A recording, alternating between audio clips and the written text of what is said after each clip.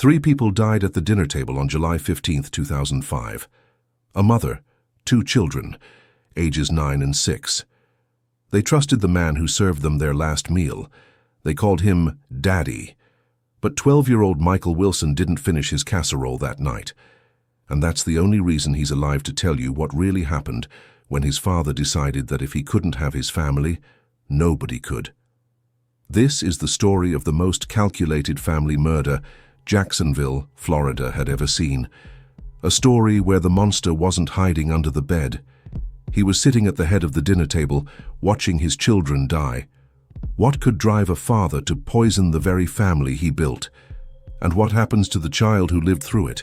Don't just watch silently. Subscribe so these stories are never forgotten. Jacksonville, Florida, summer of 2005. Gas prices hitting $2.50 a gallon. Hurricane season approaching. And in the Riverside neighborhood, the Wilson family looked like they had it all figured out. John Wilson, 42 years old. Auto mechanic at Fletcher's garage downtown. Decent paycheck, steady work, calloused hands from honest labor. The kind of man who'd help you jumpstart your car on a Sunday morning without asking for anything in return. Clara Wilson, 38. Part-time receptionist at a dental office, volunteer at the kids' school. Made the best peach cobbler in the neighborhood according to the church ladies, and their 3 kids. Michael, 12, tall for his age, played Little League Baseball. Katie, 9, artistic, always drawing pictures of horses and rainbows. Emma, 6, the baby, still losing teeth, still believing in fairy tales. From the outside, picture perfect. But inside 2847 Maple Street, something was rotting. John Wilson was losing control of his life, piece by piece. The mortgage payment had gone up. His back was giving him trouble. 20 years of crawling under cars will do that to a man. And Clara was pulling away from him. Late nights when she'd come home from book club. Phone calls that ended abruptly when he walked into the room. New clothes she claimed were on sale but still had the tags attached, hidden in the back of her closet. The neighbors didn't see the fights. How John would corner Clara in the kitchen, demanding to know where she'd been. How his voice would drop to a whisper when he was really angry. The kind of whisper that made Clara's hands shake when she tried to pour her morning coffee. They didn't see him checking the mileage on her car, going through her purse while she slept, installing software on the family computer to track every website she visited. "You're not leaving me," he told her one night in May, standing in their bedroom doorway while she folded laundry. Clara didn't look up from the basket of clothes, but her hands had stopped moving. "John, we need to talk about—" "No." His voice was flat, dead. "We don't need to talk about anything. You're my wife. These are my kids. And you're not going anywhere." But Clara Wilson had already made her decision.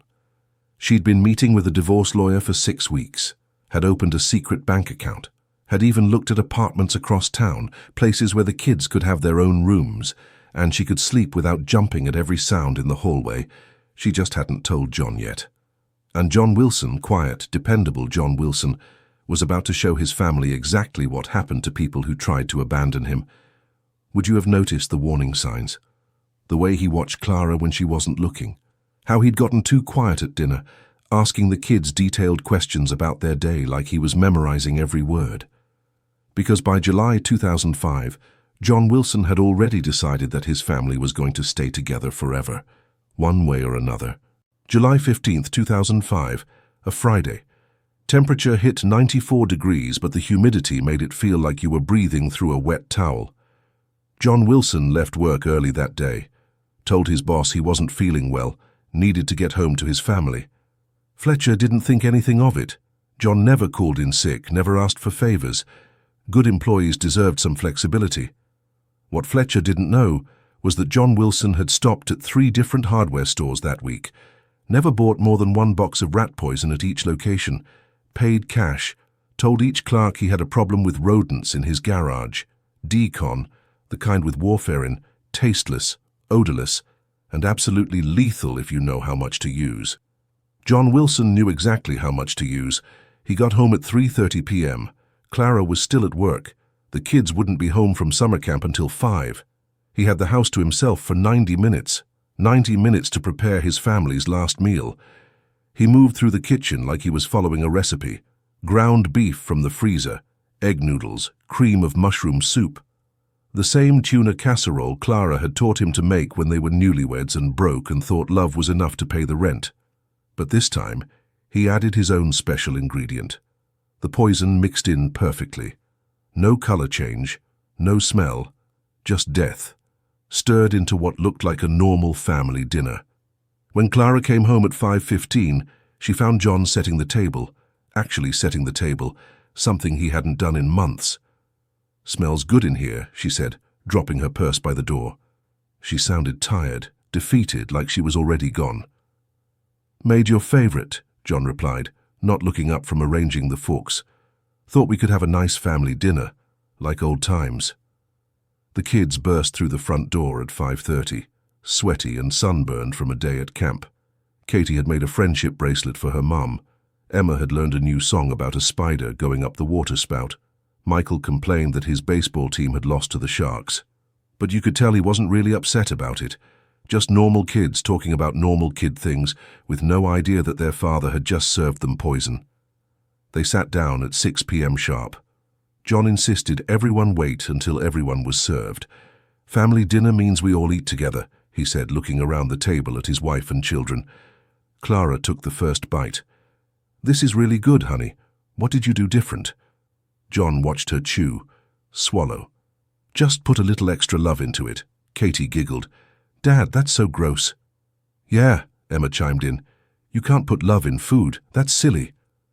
Michael was already halfway through his helping, shoveling food into his mouth, the way 12-year-old boys do when they're more interested in getting back to their video games than savoring their dinner. But then Michael stopped eating, pushed his plate away. "I'm full," he announced. "You barely touched it," Clara observed.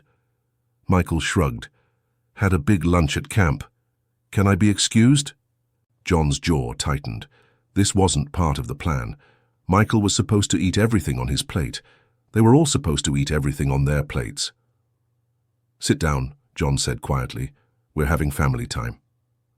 So Michael sat, and Clara took another bite, and Katie picked at her food while talking about the friendship bracelet, and Emma sang her spider song between mouthfuls of casserole. 18 minutes. That's how long it took. Emma was the first to complain about her stomach hurting. Then Katie started sweating, even though the air conditioning was running. Clara pushed back from the table, one hand pressed to her abdomen. "I don't feel good," Emma whimpered. Clara stood up too quickly, stumbled, caught herself on the back of her chair. "John, something's wrong, I think—" She never finished the sentence. The poison hit her nervous system all at once. Clara Wilson collapsed face first into her dinner plate, her body convulsing as the warfarin shut down her blood's ability to clot. Katie screamed. Emma started crying. Michael jumped up from his chair, but the room was spinning, his vision blurring at the edges, and John Wilson sat at the head of the table watching his family die. Not moving, not calling for help, not even pretending to be surprised, just watching, like he was waiting for a movie to end. Emma fell out of her chair next. 6 years old, clutching her stomach, begging her daddy to make the pain stop, but daddy just sat there, his hands folded in his lap, as his youngest daughter died on the kitchen floor. Katie lasted longer, 9 years old, strong for her age, fighting the poison with everything she had. She crawled toward the phone in the living room, desperate to call for help. But the warfarin was already destroying her blood vessels from the inside out. She made it halfway across the room before she collapsed. And still John Wilson didn't move. But one child had eaten less that night. One child who'd pushed his plate away, claimed he was full, spent the dinner talking instead of eating. Michael Wilson was dying too, but slower. And that's what saved his life. You've stayed this far, that means you care. Hit subscribe now and share this story. But one child had eaten less, and he was about to change everything.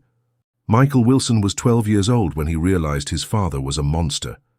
Not when the stomachache started, not when his mother collapsed into her dinner plate, not even when his little sisters stopped breathing on the kitchen floor. The moment he knew came when he looked at his father's face and saw nothing. No panic, no fear, no attempt to help. Just John Wilson, sitting calmly at the dinner table, watching his family die like he was waiting for a TV show to end. Michael tried to stand, but his legs wouldn't hold him. The poison was working, just slower than it had with the others. He had maybe minutes before it shut down his system completely. So he crawled, on his hands and knees, past his sister Emma's body, past Katie, who'd made it almost to the living room before the warfarin stopped her heart, past his mother, whose face was still pressed against the dinner plate that had killed her. John Wilson watched his son crawl toward the front door, still didn't move, still didn't call for help.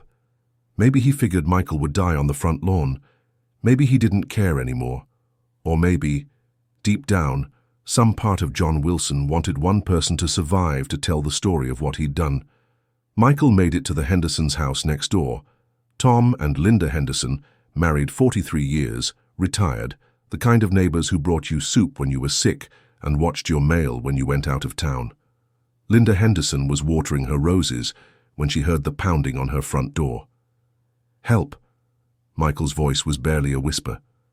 "Please. Dad. Dad poisoned us." Linda dropped the watering can. Later, she'd tell police those were the exact words. "Dad poisoned us." Not, "I think," or "something's wrong."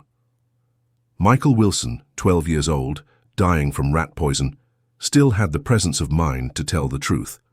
Tom Henderson was already calling 911 when Michael collapsed on their front porch, vomiting blood onto Linda's welcome mat. "We need an ambulance at 2847 Maple Street," Tom told the dispatcher. His voice was shaking, but he got the words out. "Child poisoning, family emergency, and send the police." The first responders arrived 7 minutes later. Paramedic Janet Ross had been working Jacksonville emergency calls for 15 years. She'd seen overdoses, shootings, car accidents that haunted her dreams, but she'd never seen anything like the Wilson house. Clara Wilson was dead in her chair, her face blue from lack of oxygen. Katie Wilson was dead in the living room, her small hands still reaching toward the phone. Emma Wilson was dead on the kitchen floor, her friendship bracelet still wrapped around her tiny wrist. And John Wilson sat at the dinner table, surrounded by the bodies of his family, finishing his own plate of poisoned casserole. "Sir, we need you to step away from the table," Officer Martinez told him. John looked up, almost surprised to see the police in his kitchen. "Oh," he said calmly, "I was just finishing dinner." They arrested him without incident. No resistance, no denials, no tears. John Wilson stood up from the dinner table, put his hands behind his back, and let them cuff him like he was accepting a package delivery. His only statement to police: "If I couldn't have them, no one could." Meanwhile, at Medina Medical Center, Dr. Rebecca Morales was fighting to save Michael Wilson's life. The boy had consumed enough warfarin to kill an adult, but he'd eaten less than the others, just enough less to give the doctors a chance.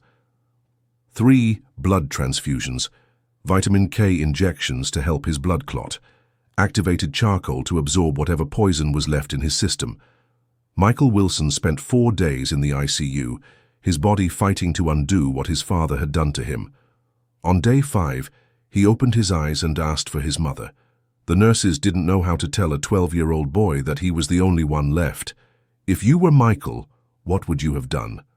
How do you survive when the person who was supposed to protect you becomes the person who destroys everything you love?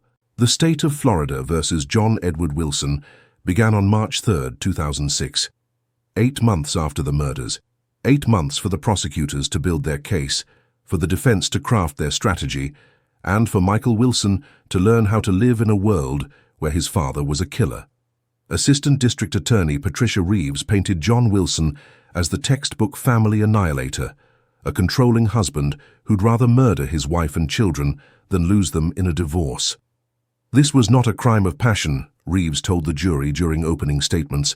This was premeditation. This was calculation. John Wilson went to 3 different hardware stores to buy the poison that killed his family. He planned this murder for weeks. The evidence was overwhelming. Receipts from the hardware stores, the empty decon boxes found in Wilson's garage, testimony from Clara's divorce attorney about her plans to leave, computer forensics showing John's obsessive monitoring of his wife's online activity, and Michael Wilson, 13 years old now, sitting in the witness box, telling 12 strangers about the night his father served him poison for dinner. He just watched, Michael testified, his voice barely audible. Mum was dying, and Katie was dying, and Emma was dying, and he just sat there, like it was normal. Defense attorney Robert Steinberg tried the mental illness angle, claimed John Wilson had suffered a psychotic break brought on by depression and the stress of his failing marriage. John Wilson was not in his right mind, Steinberg argued. A man doesn't kill his own children unless something inside him has fundamentally broken. They brought in psychiatrists who diagnosed John with major depressive disorder, neighbors who testified that he'd seemed different in the months before the murders, co-workers who said he'd been quiet, withdrawn, not himself. But the prosecution had John's own words. If I couldn't have them, no one could. That's not mental illness. That's ownership. That's a man who viewed his family as possessions, not people. The jury deliberated for 47 minutes, guilty on 3 counts of first-degree murder, guilty on 1 count of attempted murder, life without the possibility of parole. John Wilson showed no emotion when the verdict was read, didn't look at Michael, sitting in the gallery with his maternal grandmother, didn't acknowledge the families of the victims he'd created. He was transferred to Union Correctional Institution in Rayford, Florida, where he remains today. Inmate number 157,394. 61 years old, no visitors, no appeals pending. Michael Wilson was placed in the care of his grandmother, Helen Martinez, Clara's mother. They moved to Tampa, away from Jacksonville, away from the house on Maple Street where 3 people died at the dinner table.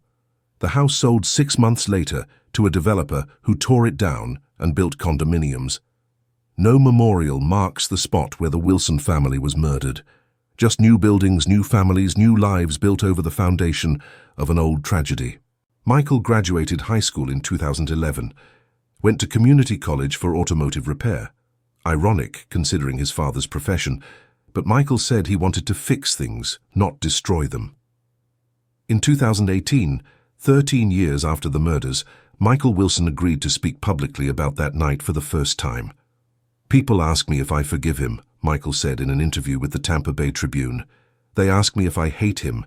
The truth is, I don't think about him anymore. He took my family, but I won't let him take the rest of my life. Michael Wilson is 29 years old now. He's married. He has 2 daughters. He doesn't talk about his father anymore, doesn't visit him in prison, doesn't acknowledge his existence. But every night when he sits down to dinner with his own family, Michael Wilson tastes his food first. Always. Before he lets his children eat, he makes sure it's safe. Some scars never heal. Some lessons are learned too young. And some betrayals cut so deep that they change how you see the world forever. The Jacksonville community hasn't forgotten the Wilson family murders. Every year on July 15th, the local newspaper runs a remembrance piece. Clara Wilson, Katie Wilson, Emma Wilson, the woman who volunteered at her children's school, the 9-year-old artist, the 6-year-old who believed in fairy tales. Their lives mattered, their deaths mattered, and the boy who survived carries their memory forward. Would you still trust the person who serves you dinner? 3 lives ended at that dinner table. 1 voice survived. Subscribe so his story is remembered. If you want the uncut stories too dark for YouTube, join our insider community, link below. And if you want to understand the psychology of family killers, check out our book, The Killer's Mind, Psychology Behind Shocking Murders. It costs less than a coffee, but it may change how you see the world around you, because the monsters aren't always strangers breaking down your door in the middle of the night. Sometimes they're the people you trust most, the people who tuck you in at bedtime and kiss your forehead and promise to keep you safe. Sometimes the monster is Daddy, and the dinner table becomes a crime scene, and the only thing standing between life and death is a 12-year-old boy who didn't finish his casserole. Michael Wilson survived for a reason, so the world would know what John Wilson did, so 3 innocent people wouldn't be forgotten, so other families might recognize the warning signs before it's too late. Don't let their story disappear into the darkness. Subscribe, share, remember. And the next time someone you trust offers to cook you dinner, ask yourself, how well do you really know them? because John Wilson's neighbors thought they knew him too.